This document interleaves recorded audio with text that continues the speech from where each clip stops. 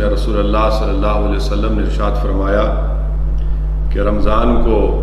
آقا دو عالم صلی اللہ علیہ وسلم نے فرمایا کہ ایک ڈھال ہے، اور آپ جانتے ہیں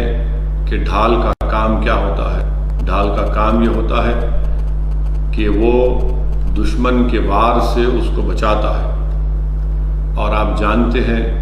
کہ انسان کا سب سے بڑا دشمن اس کا نفس ہوتا ہے۔ اور اس آنے والے ماہ مبارک رمضان میں ہم کو اللہ سبحانہ و تعالی روزے کے ذریعے اپنے نفس سے بچاؤ کے لیے، اپنے نفس سے کنٹرول کے لیے، جو سب سے بڑا ہمارا دشمن نفس ہے، اس سے بچانے کے لیے اللہ سبحانہ و تعالی ہم کو یہ ماہ مبارک میں روزے عطا کیے۔ اور اسی حدیث شریف میں آیا کہ اللہ کے رسول صلی اللہ علیہ وسلم نے فرمایا کہ ہر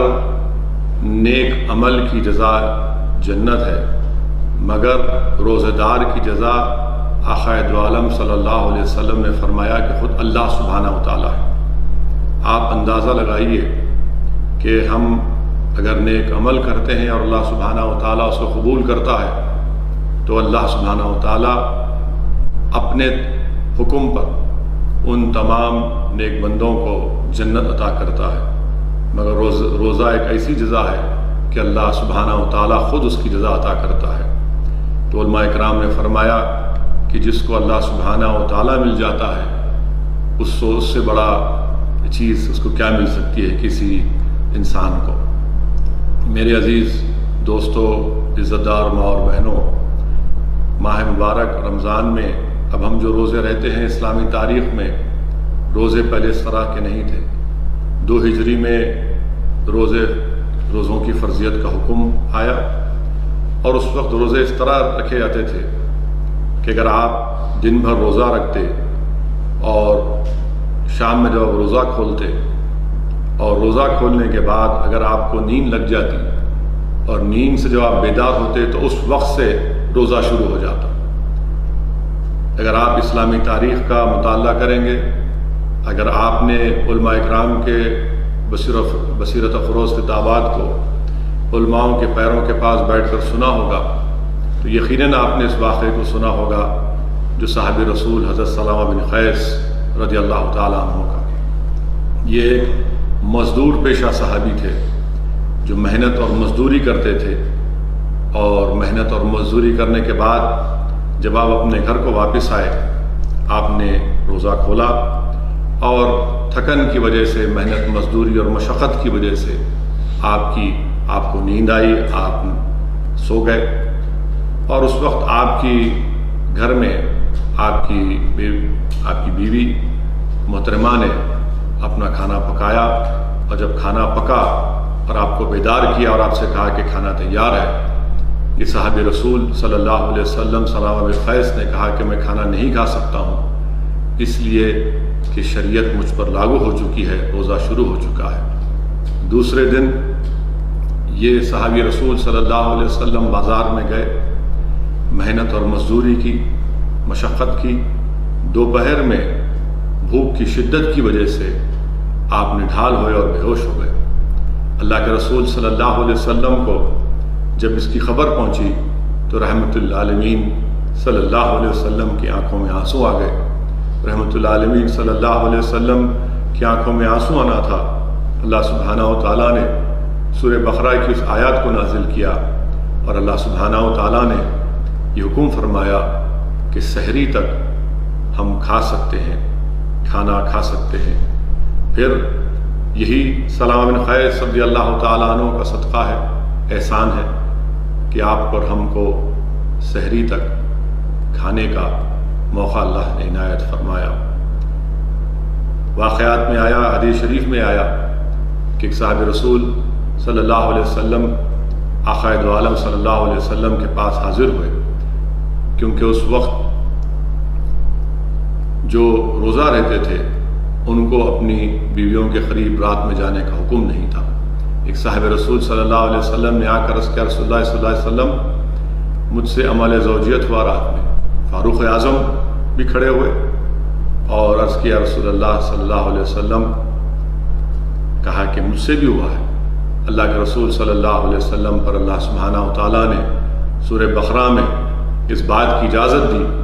کہ آپ رات کے وقت میں اپنی بیویوں کے قریب جا سکتے ہیں۔ یہ صحابہ اکرام کا بہت بڑا احسان ہے، یہ دین اسلام کا ایک بہت بڑا تعلیمات میں بھی اس کو شامل ہوتا ہے۔ میرے عزیز دوستوں اور بزرگوں، میری عزت دار ماں اور بہنوں، اللہ کے رسول صلی اللہ علیہ وسلم حدیث شریف میں آیا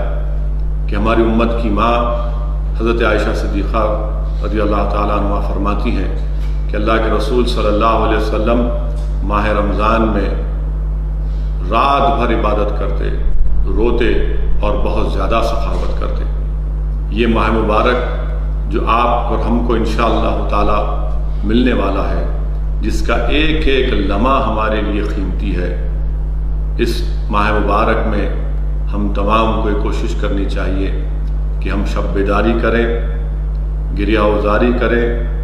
اور جتنا ہو سکے سخاوت کریں۔ میرے عزیز دوستوں، میری عزت دار ماں اور بہنوں، اس ماہ مبارک کے سلسلے میں حدیث شریف میں آیا کہ اللہ کے رسول صلی اللہ علیہ وسلم نے ارشاد فرمایا کہ جو اس ماہ مبارک ماہ رمضان میں کسی روزدار کو پانی بھی پلائے گا تو اللہ سبحانہ و تعالیٰ اس کے گناہوں کو اس طرح معاف فرما دے گا کہ وہ ابھی اس طرح سے معاف کرے گا کہ وہ ابھی اپنی ماں کے پیٹ سے پیدا ہوا ہے۔ تو صحابی رسول صلی اللہ علیہ وسلم نے عرض کیا، یا رسول اللہ صلی اللہ علیہ وسلم، یہ جو آپ ہم سے بات کہی، یہ خوشخبری ہم نے آپ کو دی ہے، کیا یہ سفر میں جو اگر کوئی رہا تو اس کے لیے ہے؟ کیا یہ ان کے لیے ہے جو کسی دور مقام میں ہو؟ تو اللہ کے رسول صلی اللہ علیہ وسلم نے فرمایا کہ یہ حکم عام ہے۔ اگر کوئی دریائے فرات کے کنارے بھی بیٹھا ہے تب بھی اگر کوئی کسی روزدار کو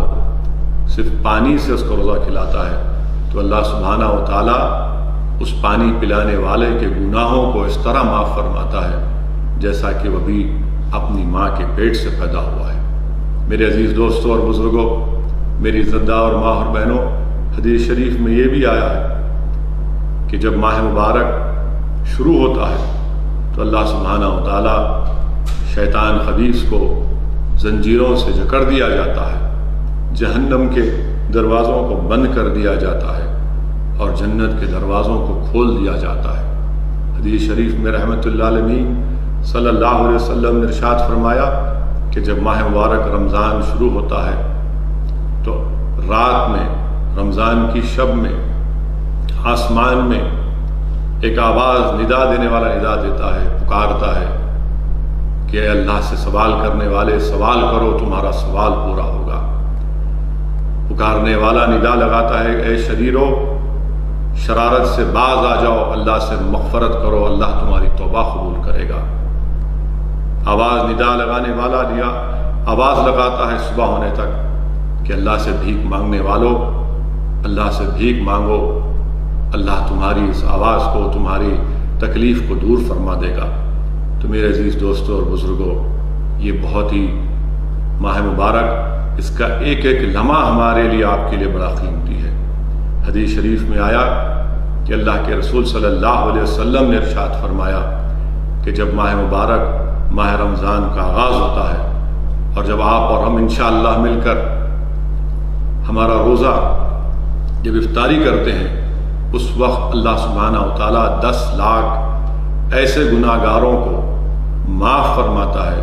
جو اپنے اعمال کی وجہ سے ان پر جہنم واجب آ چکی ہوتی۔ آپ اندازہ لگائیے، حدیث شریف میں یہ بھی آیا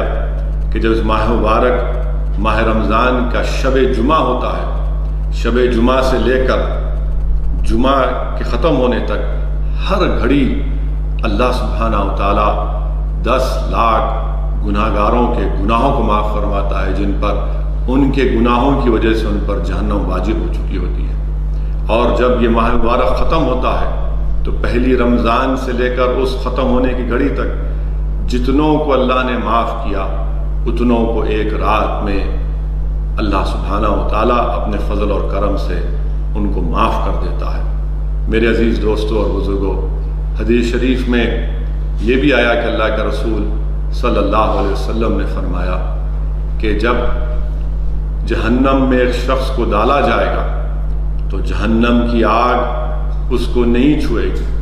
दारोगार जहन्नम उस आग से पूछेगा कि क्यों तो इस शख्स को अपनी लपेट में नहीं लेती। तो आग पुकार कर कहेगी, मैं कैसे इसको छू सकती हूँ, क्योंकि इसके मुंह से रोज़े की बू आती है। आप अंदाज़ा लगाइए, सोचिए कितना बड़ा माह मुबारक हमको मिलने वाला है कि एक शख्स की मौत हो जाती हालत रोज़ा में, वो उसके अमाल की बिना पर जहन्नम में भी जाता है तो जहन्नम की आग उसको नहीं छूती। अब आप थोड़ी देर के लिए सोचिए,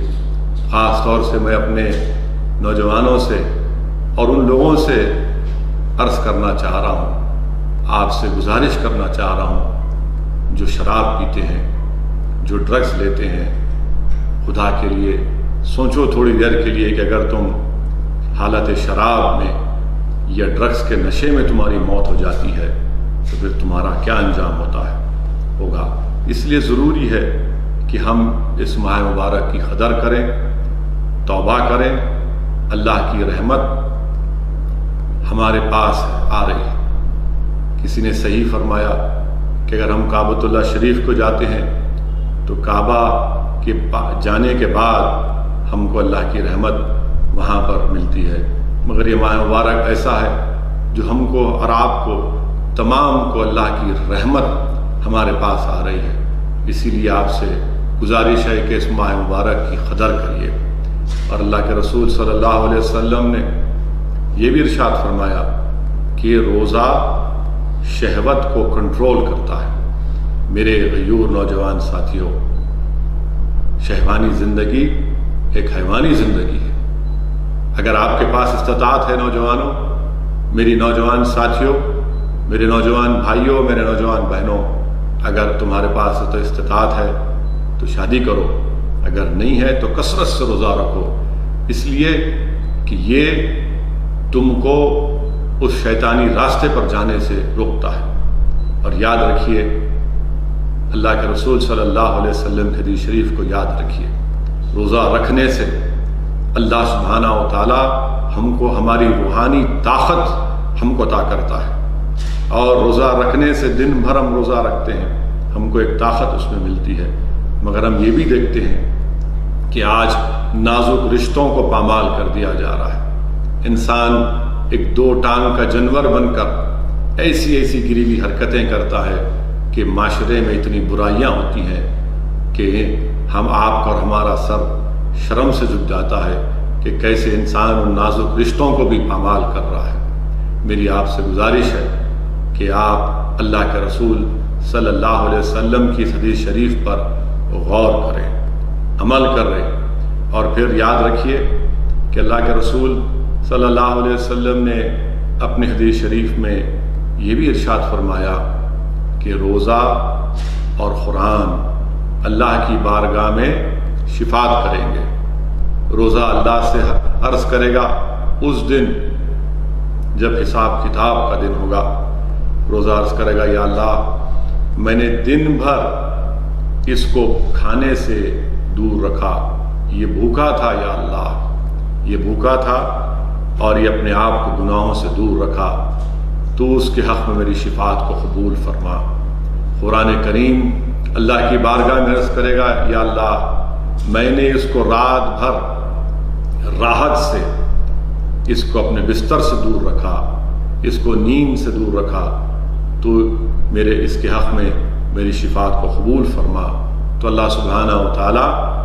रोज़ा और कुरान की शिफात को कबूल फरमाएगा। मेरे अजीज़ दोस्तों और बुज़ुर्गों, ये माह मुबारक रमज़ान इंशाअल्लाह ताला जो आपको और हमको मिलने वाला है अल्लाह के फजल व करम से, इसमें हदीस शरीफ में आया कि सहरी को कहा गया कि सहरी एक मुबारक नाश्ता है, सहरी एक मुबारक नाश्ता है। हदीस शरीफ में आया कि इस सहरी को हमारे नामा अमल में तोला जाएगा। हर खाने का हिसाब किताब होगा, याद रखिए, मगर सहरी एक ऐसी चीज़ है जिसको आपको और हमारे नामा अमल में तोला जाएगा। इसीलिए याद रखिए کہ سحری ضرور کریے، اور یہ حماقت یا پھر اس کو اپنی بڑاپن مت سمجھیے کہ نہیں میں سحری نہیں کر کے بھی روزہ رکھوں گا۔ آپ کو سحری کرنا ضروری ہے، کیونکہ آپ اور ہم اللہ کی رحمت سے محروم نہیں ہو سکتے ہیں، اس لیے سحری کریے۔ میری آپ سے گزارش ہے کہ یہ جو ماہ مبارک آنے والا ہے اس میں پورے روزے رکھیے، فرض نمازوں کو ادا کریے، قرآن کریم کی تلاوت کریے، اور کیونکہ لاک ڈاؤن ہے، مفتیاء کرام نے یہ فیصلہ لیا اور ہم تمام سے گزارش کی ہے کہ ہم اپنے گھر میں ہی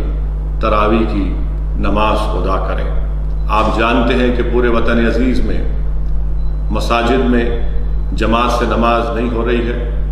جمعے کی نماز بھی صرف مختصر سے 5 افراد ادا کر رہے ہیں۔ اس لیے ہم کو اور آپ کو ہمارے علماء، ہمارے مفتیاء کرام، ہمارے ذمہ داران کی اس بات کی عزت کرنی چاہیے، اس کو قبول کرنا چاہیے کہ ہم اس ماہ مبارک میں تراویح کی نماز یا پھر فرض نماز ہو یا اس ماہ مبارک میں جمعے کی نماز ہو وہ ہم اپنے گھر میں ادا کریں۔ میری آپ سے یہ بھی گزارش ہے کہ تراویح کی نماز کے لیے آپ ہرگز یہ کام نہ کریں کہ محلے کے 10-15 لوگ کسی ایک بڑے گھر میں جمع ہو جائیں اور پھر گروپ کی شکل میں یا اجتماعیت کی شکل میں اس گھر میں نماز تراویح ادا مت کریے۔ یہ سوشل ڈسٹینسنگ کے خلاف ہوگا، یہ ہمارے علماء اور مفتیاء کرام کے فیصلے کے خلاف ہوگا۔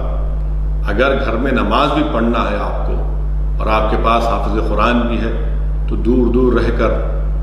نماز تراویح ادا کریے، مگر ہرگز کسی ایک محلے میں کسی ایک جگہ پر 15-20 لوگ جمع ہو کر نماز تراویح ادا مت کریے۔ اس سے یہ وائرس پھیل سکتا ہے، یہ وائرس پھیل رہا ہے۔ ابھی تک ہمارے ملک میں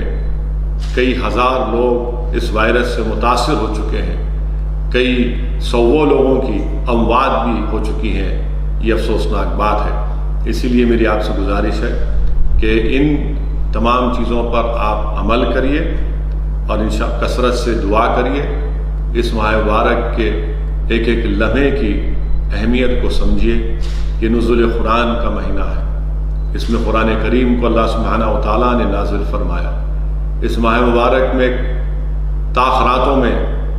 27 کی شب، جس کو ہم شب قدر کہتے ہیں، جس میں اللہ فرماتا ہے کہ اس میں عبادت کرنا 1000 مہینوں میں عبادت سے زیادہ ہے۔ تو اس لیے بہت ضروری ہے کہ ہم ماہ مبارک جو رمضان آنے والا ہے، نہ ہم روزوں کو چھوڑیں، نہ ہم اپنے فرض نمازوں کو چھوڑیں، اپنی عبادت کو جاری رکھیں، تراویح کی نماز اپنے گھروں میں ادا کریں، اور یاد رکھیے کہ کثرت سے قرآن کریم کو پڑھیے۔ مجھے یہاں پر امام اعظم ابو حنیفہ رحمۃ اللہ علیہ یاد آتے ہیں کہ امام اعظم ابو حنیفہ اس ماہ مبارک رمضان میں 60 قرآن کو تکمیل کرتے تھے۔ رات میں قرآن کی تلاوت کرتے اور صبح میں پھر قرآن شریف کی تلاوت ختم کرتے، ایک دن میں ایک قرآن۔ تو میرے عزیز دوستوں اور بزرگوں، میری اور عزت دار ماں اور بہنوں، میرے نوجوانوں، آپ اور ہم کی پوری کوشش ہونی چاہیے کہ ہم اس ماہ مبارک میں قرآن شریف کی تلاوت کریں، قرآن کا ایک پوری قرآن ختم کریں، اور جہاں کہیں موقع ملے ہم قرآن شریف کو با ترجمہ پڑھیں، قرآن کے پیغام کو سمجھیں، قرآن ہم سے کیا مطالبہ کر رہا ہے، قرآن ہم سے کیا کہہ رہا ہے، اس کو سمجھیں اور اس کو اپنی زندگی میں عمل کرنے کی پوری کوشش کریں۔